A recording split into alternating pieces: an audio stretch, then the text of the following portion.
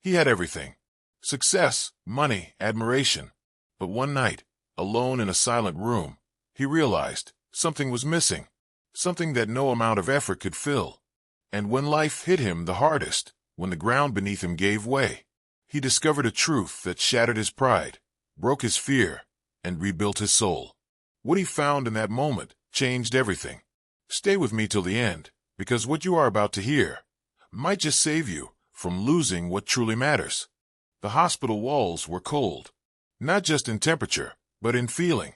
A dull, sterile silence filled the corridor. Fluorescent lights buzzed overhead, flickering like a warning. He sat alone, his hands trembling, his eyes refusing to blink. The doctor's words echoed in his head. "We did everything we could." His breath caught in his throat. The world seemed to tilt. Everything he thought mattered, cars, money, success, crumbled in a second. He had ignored the calls, skipped the visits, put off the prayers. And now she was gone. His mother, the one who had always told him, "Put God first." He never listened. He was too busy chasing the next promotion, too busy proving everyone wrong, too busy being admired, envied, worshipped by the world. But when the silence came, when the applause faded, when death stood still in front of him, he realized how small he truly was. He could not buy time.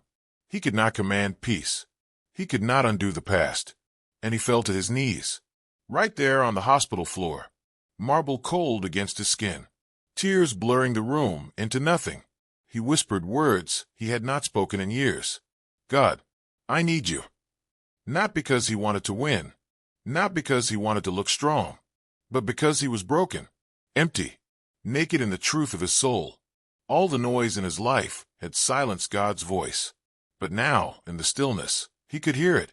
Soft, gentle, firm. "I was always here." That voice did not shame him. It did not remind him of his failures. It wrapped around him like warmth in winter. And suddenly, for the first time in years, he felt something real. Not pride, not ego, but purpose. He stood up slowly, not with confidence, but with clarity. He knew now that real strength comes from surrender, not to fear, not to failure, but to faith. He walked out of that hospital a different man, not because his pain had vanished, but because his eyes were open. He saw people differently. He heard things he used to ignore: the laughter of a child, the beauty of silence, the gift of breath. He no longer chased things. He chased meaning. And he placed God, not last, not second, but first. Not only on Sunday mornings, but in his decisions, in his conversations, in his pain, in his joy. Even when things made no sense, even when he was afraid, even when the world told him to take control, he chose instead to let go. Because putting God first is not weakness. It is wisdom. And in that wisdom, he finally found peace. Not in what he had, but in who he was becoming. Not by striving harder, but by kneeling lower. Not by being more, but by trusting deeper. Because when everything else fails, faith stands. When the lights dim, hope shines. And when the heart breaks, God heals. He knew now that the greatest strength is not found in what you carry, but in what you lay down. And he chose to lay down his pride, his fear, his past, and pick up something eternal, something unshakable, something divine. He picked up something eternal, something unshakable, something divine. It was not a lightning strike, not a sudden burst of glory. It was quiet, subtle, but powerful. Each step he took from that moment was different, not because his path became easier, but because his steps had purpose. He woke up each morning no longer asking, "What do I want?" but instead, "What does God want through me today?" His calendar still filled up, meetings still happened, bills still arrived. But now, before every decision, every email, every conversation, he paused. He prayed. He remembered. Put God first. That phrase became more than advice. It became his anchor. He started calling people he once ignored, not out of guilt, but out of love. He visited the sick, helped the hurting, not for recognition, but because he saw God in their eyes. He walked into rooms and no longer tried to be the loudest voice. He listened, truly listened. He saw pain hidden behind smiles, fear behind laughter, and he realized so many people were walking around just like he had, empty on the inside, full on the outside. They had the job, the title, the applause, but they were starving for something real. So he spoke when it mattered, not with arrogance, but with fire, not from ego, but from truth. Put God first, he would say, even when people rolled their eyes, even when they laughed, even when they called him naive. He kept going, because he knew now that you cannot lead people out of the dark if you have never been there yourself. And he had been there. Oh, he had been there. The long nights, the anxiety, the mask he wore so no one would know, the fear that gripped him like chains, the emptiness that wealth could never touch. He remembered the moment he almost lost everything, not just his mother, but his mind, his soul, his reason to live. That was the day God broke him, not to destroy him, but to rebuild him. God does not always rescue you from a fire. Sometimes he walks with you through it. He had felt the heat, but now he carried the flame, a fire not of destruction, but of purpose, a light that guided his steps and warmed others in the cold. He started seeing God in small things, the laugh of a child, the smell of rain, the touch of a friend's hand, the quiet sunrise after a sleepless night. He began to understand. God had always been speaking, but he had been too busy to listen. He had drowned the voice of God with ambition, smothered it with distractions, ignored it with pride. But now that voice was his compass. And whenever fear tried to creep back in, whenever the shadows whispered that he was not enough, he would close his eyes and say it out loud. Put God first. When temptation knocked, put God first. When failure laughed at him, put God first. When doubt tried to rise like a wave, put God first. And little by little, his world began to change, not because everything became perfect, but because he stopped trying to be. He embraced weakness, and through that, found true strength.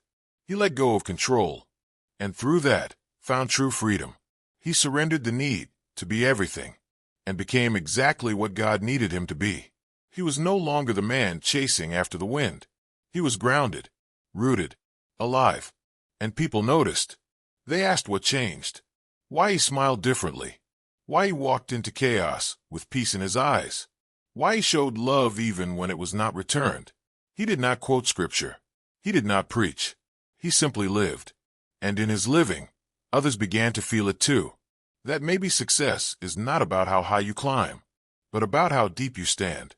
That maybe strength is not how loud you are, but how deeply you trust.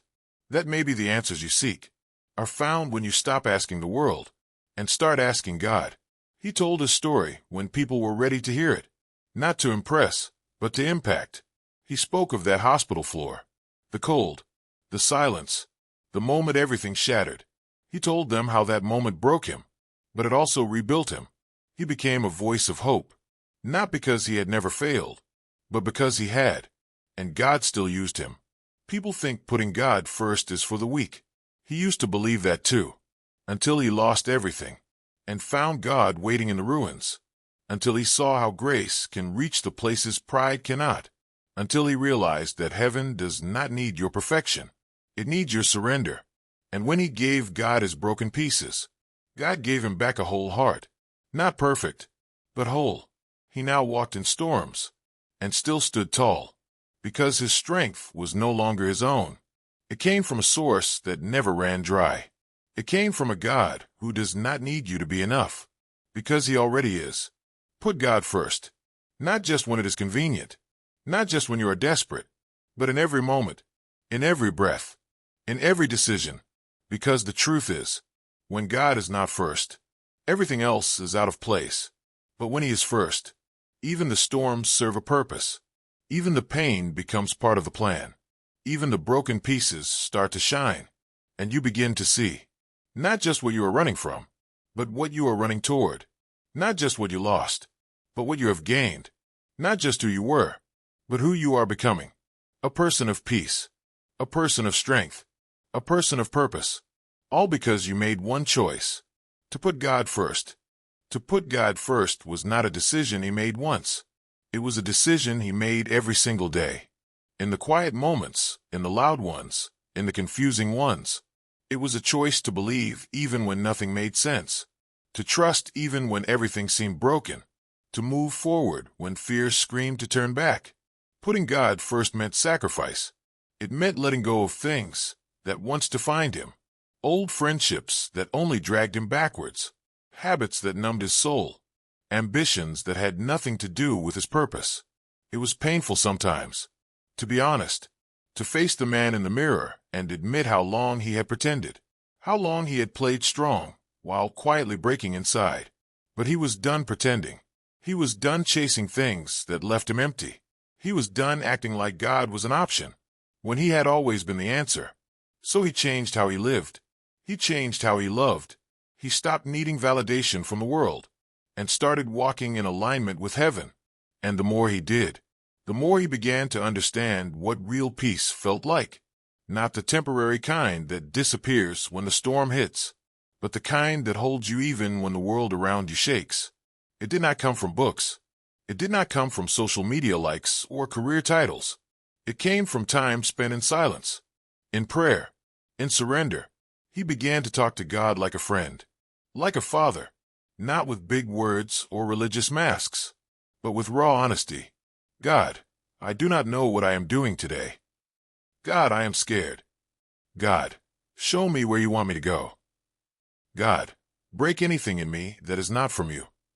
And God listened, not always with immediate answers, not always with visible signs, but always with presence, a presence that comforted, corrected, guided, healed. That presence became his home, not a church building, not a sermon, but a real, living relationship. He stopped seeing prayer as a chore and started seeing it as oxygen, something he could not live without. He began to see his job differently, not just as a paycheck, but as a platform, a place to reflect light, to bring grace into hard conversations, to lift others up instead of competing to be above them. He treated people with a new kind of kindness, not to look good, but because he remembered what it felt like to be unseen. He held doors, looked people in the eye, asked how they were really doing. Some days, it felt like no one noticed, like it was all small. But he had learned, obedience is never wasted.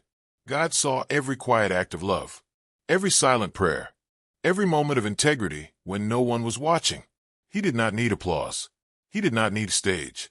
He just needed to keep putting God first, even when it cost him, even when it meant waiting longer, even when it meant walking away from what looked perfect. Because not everything good is from God, and not everything delayed is a denial. He learned to wait well, to trust in the silence, to believe even when it hurt. He was no longer shaken by delays, no longer discouraged by rejection. He saw it differently now. Closed doors meant protection, no's meant redirection, and pain meant preparation. God was shaping him in ways the world could not understand. While others rushed ahead, he stayed rooted. While others shouted, he stayed still. Because he knew, a tree with deep roots can survive any storm. And his roots were now in something eternal. Not trends, not fame, not performance, but in a Savior who never changed. He began to see suffering not as punishment, but as pruning.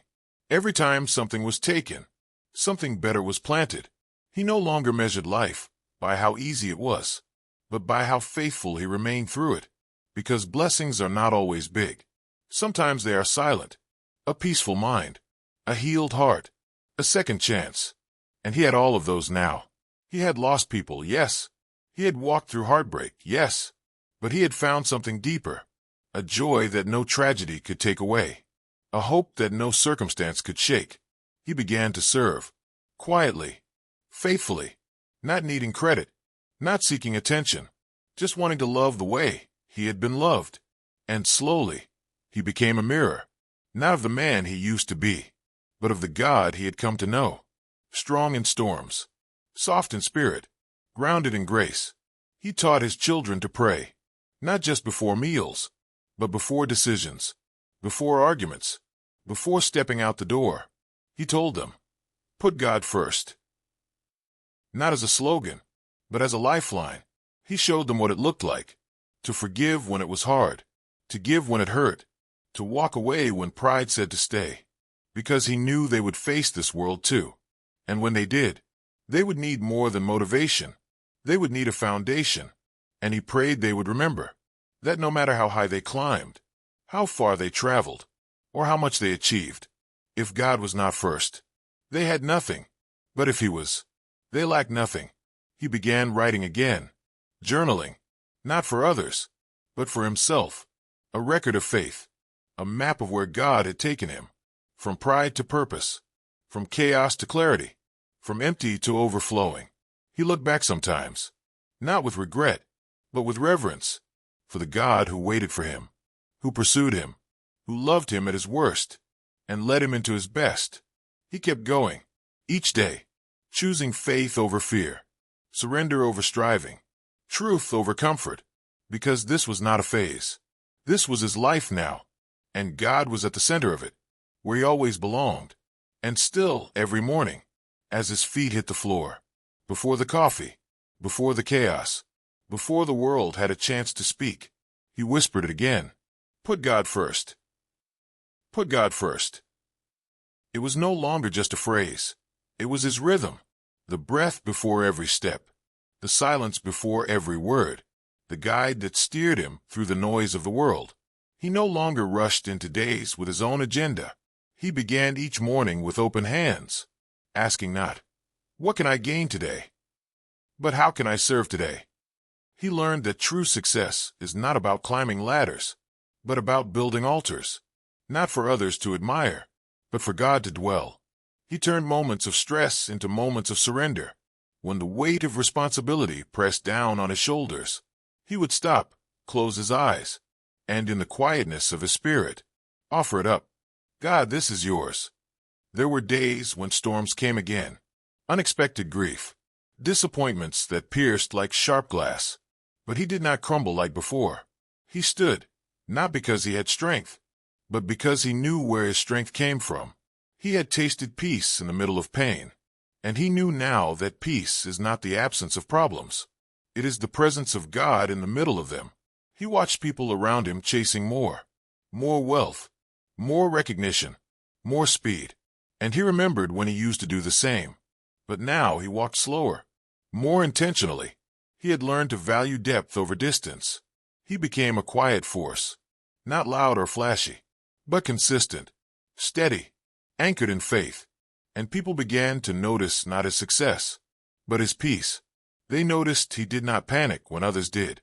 He did not lash out in frustration. He was not easily shaken by the shifting winds of life. It was not that he had become perfect, far from it, but he had become aligned. He had stopped trying to control every outcome, and started trusting every outcome to the one who sees all things. He prayed through decisions now, big ones, small ones. He would whisper, "God, if this is not from you, take it away." And if it stayed, he embraced it. If it left, he let it go. That kind of trust did not come overnight.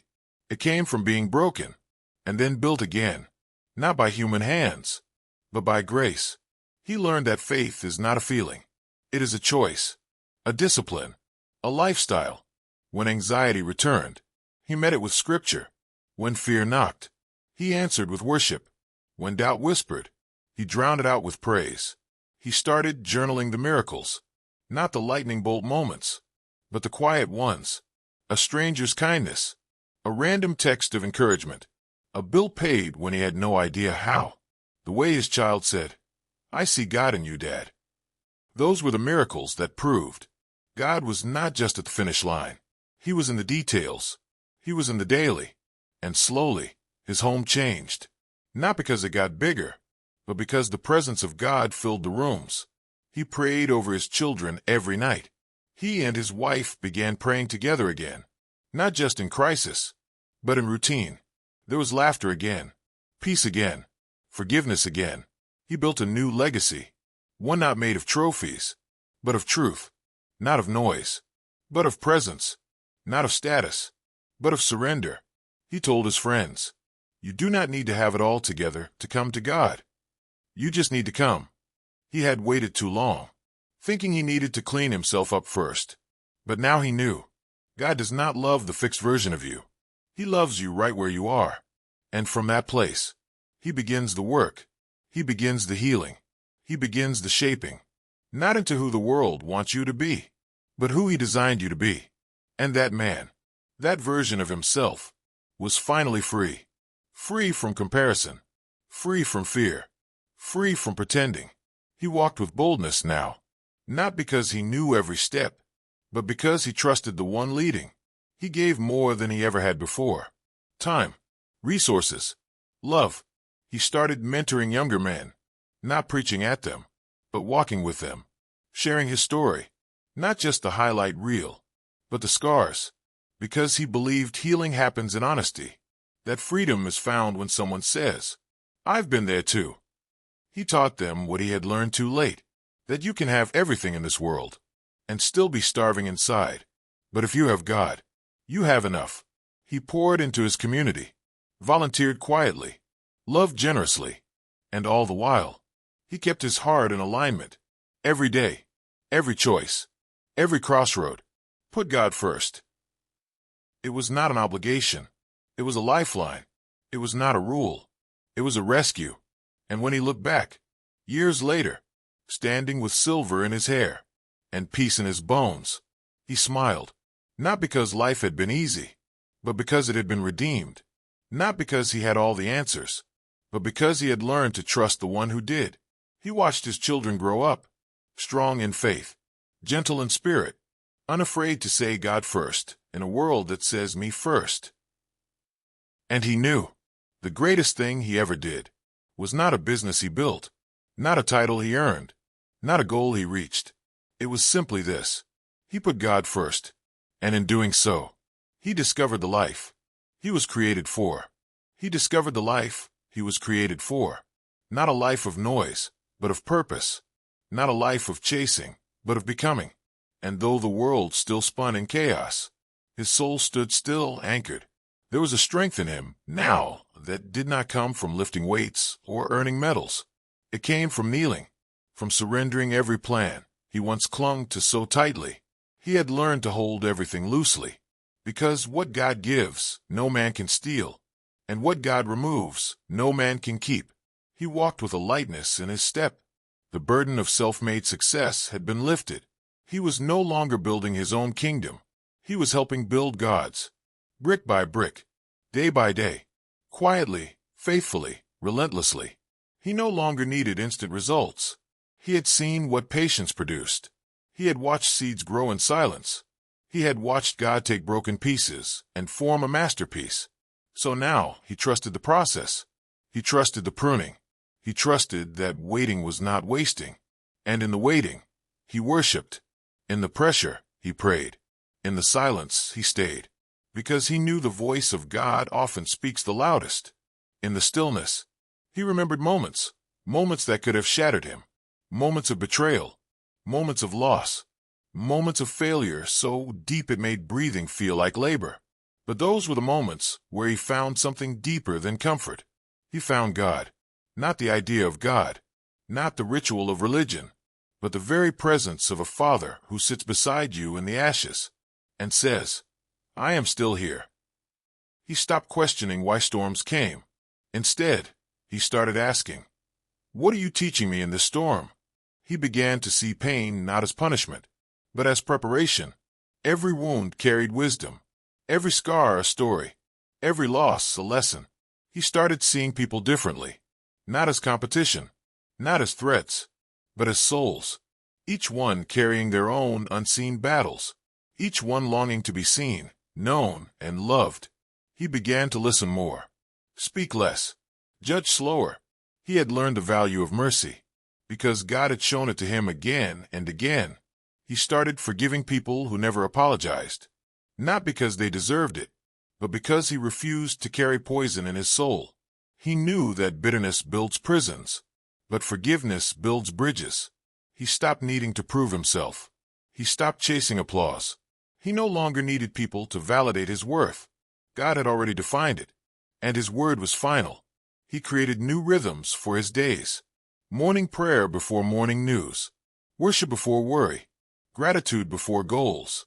He wrote down what he was thankful for, not just the big things, but the breath in his lungs, the roof over his head, the family sitting at the dinner table, the quiet mornings with sunlight pouring through the window, and coffee in his hand, and peace in his heart. He had moments when fear tried to creep back in, moments when the world's pressure tried to squeeze him into old patterns. But he resisted, not by fighting harder, but by kneeling lower.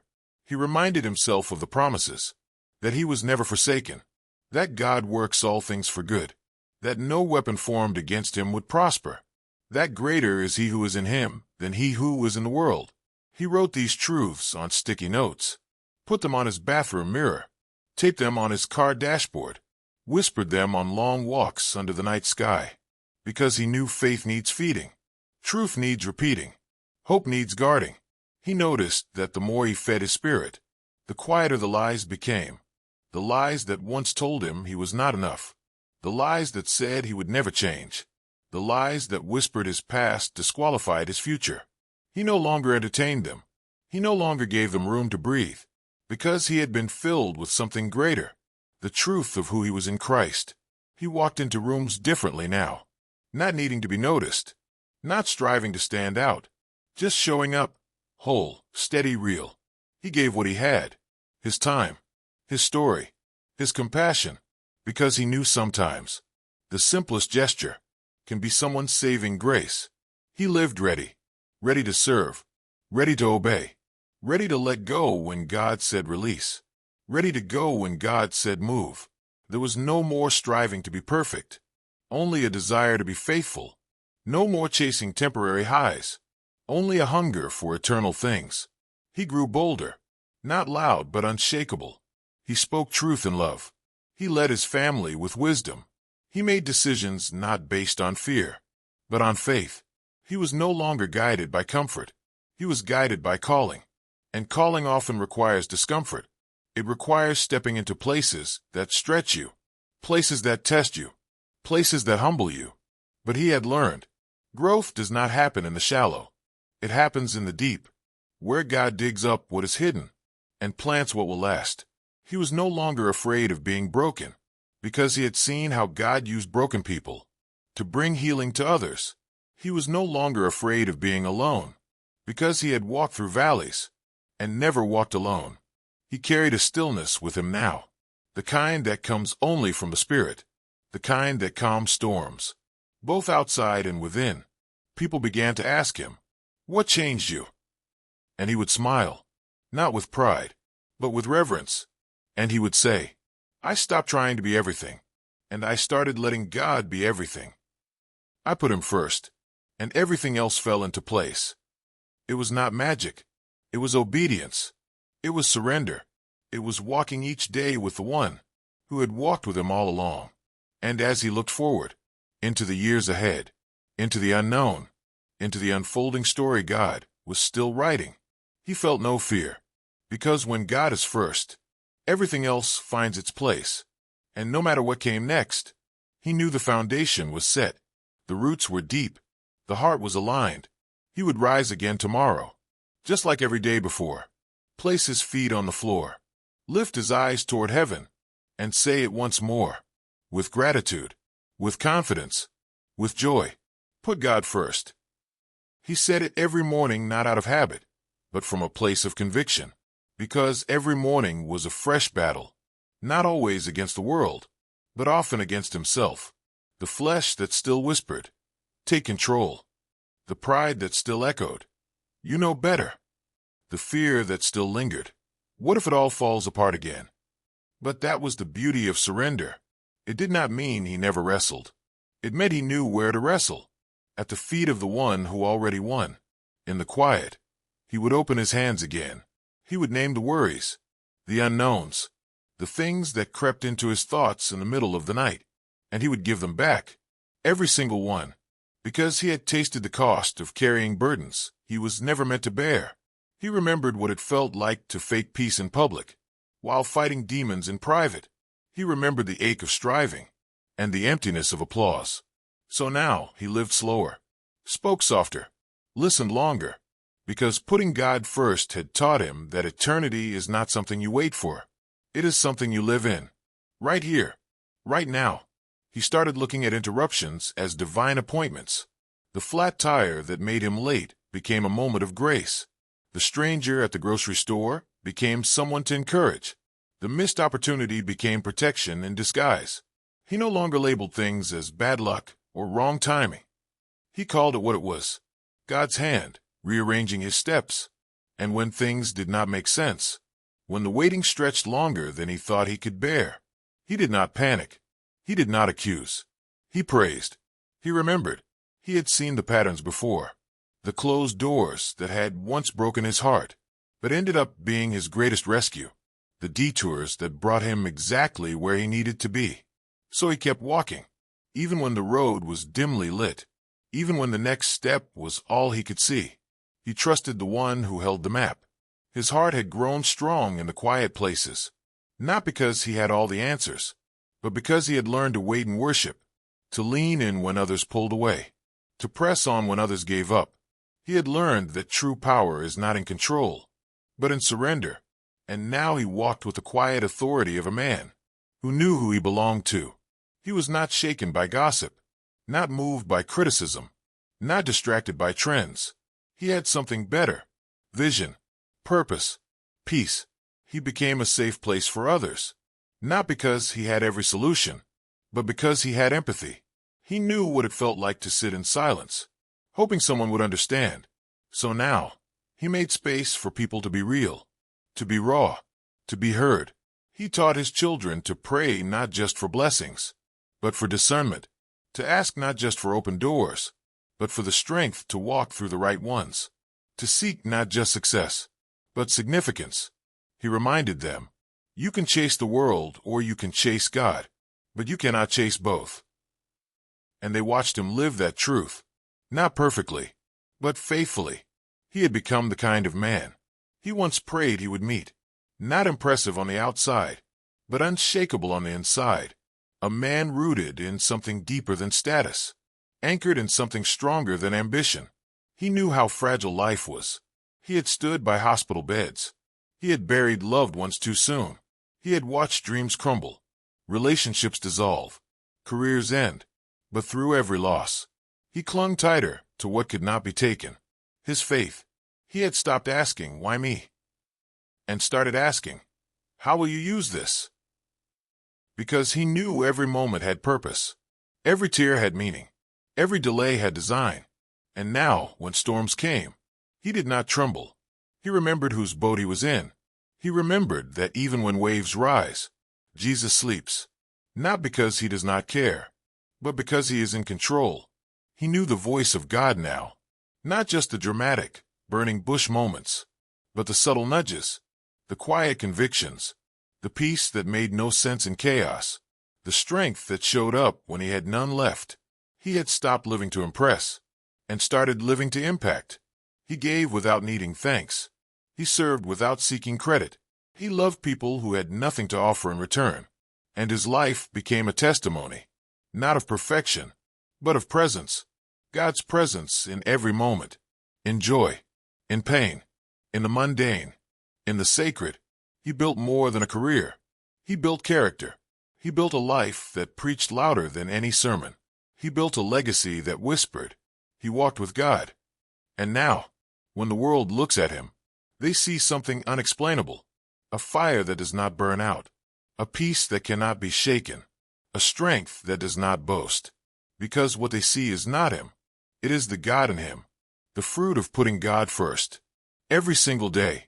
And though his name may never make headlines, though his story may never be told on stages, though his hands may not hold trophies, his life is full, his heart is whole, his eternity is secure, because he chose what many ignore. He followed when others mocked.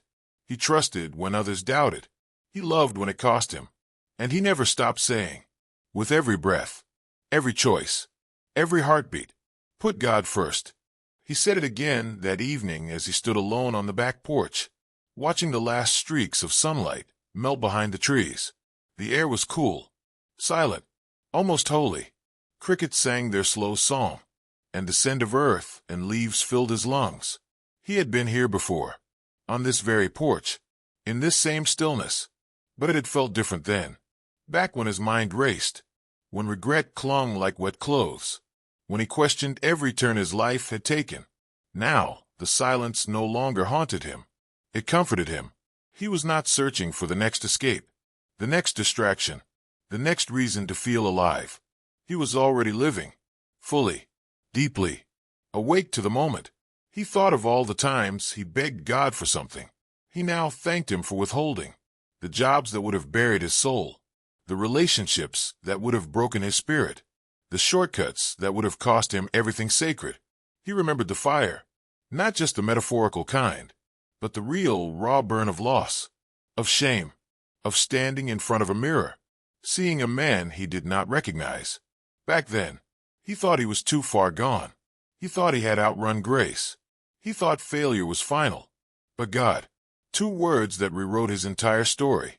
God met him at his lowest, not with judgment, but with mercy, not with anger, but with open arms.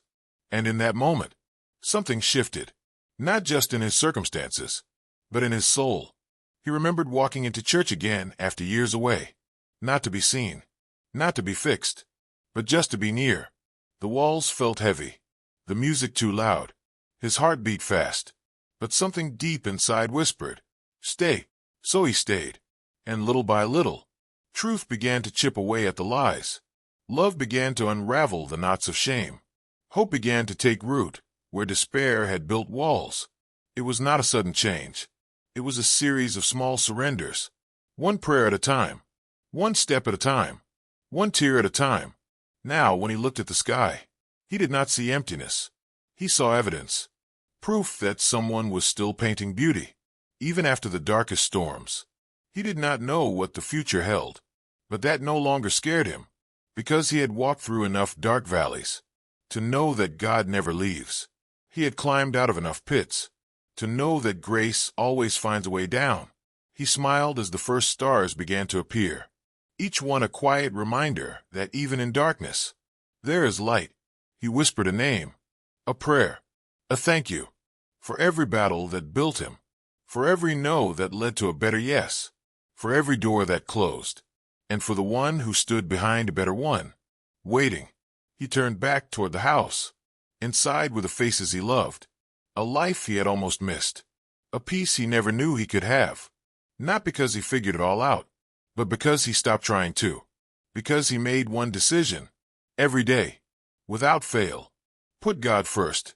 It changed how he spoke, how he worked, how he forgave, how he gave, how he waited, how he loved. People would ask him, "What is your secret?" And he would laugh, because it was no secret at all. It was just surrender. He chose the narrow road, not because it was easy, but because it was worth it. He chose to let go of control, to gain peace. He chose to let his life reflect heaven, instead of chasing the world. And now, every heartbeat echoed that one truth: God is faithful. He had seen it in the eyes of his children, when they prayed with innocence and trust. He had seen it in the quiet provision of every need, when logic said there was no way. He had seen it in the healing of wounds that once seemed too deep.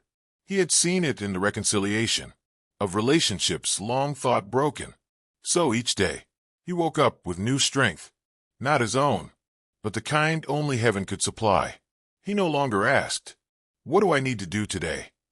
He asked, "What is God inviting me into today?" And that shift changed everything. His identity was no longer wrapped in success. It was rooted in sonship. He did not fear the opinions of others, because he knew who he belonged to. He did not chase applause, because he had already been accepted. And with every new sunrise, he remembered where he came from, not to dwell on the past, but to celebrate grace. He remembered the man he used to be, so he could fully honor the man God was shaping him into. Not finished, not perfect, but faithful. The kind of faithfulness that does not make headlines. The kind that happens in the quiet, in the unnoticed choices, in the secret place, where a man stands still, kneels low, and says again, "Put God first." Not just when life is falling apart, Not just when desperation hits, but every day. In joy, in routine, in success, in struggle. Because he had learned that when God is first, everything finds its right place. The mind clears, the heart settles, the spirit strengthens. He sat down by the window.